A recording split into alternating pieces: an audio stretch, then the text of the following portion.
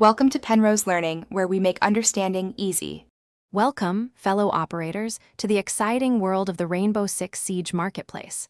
This new feature, launched recently, allows players to trade cosmetic items directly with each other. It's more than just a shop, it's a dynamic economy, and it holds real potential for you to make some in-game currency. Getting a good grasp of its basic mechanics is truly essential before diving in. So, how do you find those hidden gems? Your best bet is to actively watch the market for items with high demand or low supply.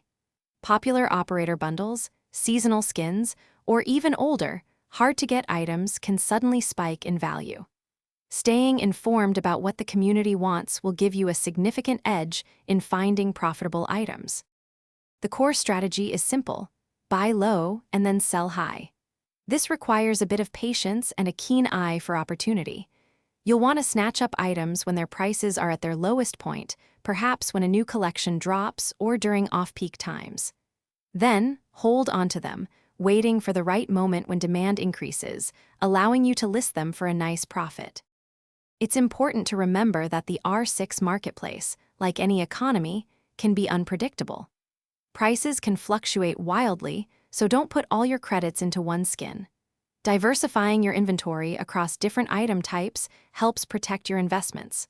Always be ready to adapt to new trends and market shifts, avoiding getting stuck with items that nobody wants. To truly maximize your profits, think about reinvesting the credits you earn back into more items. This compounding effect can significantly grow your trading capital over time.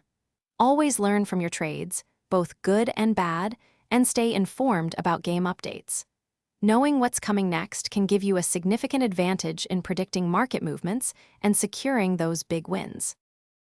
Thanks for watching. If this was helpful, leave a like and consider subscribing. See you next time.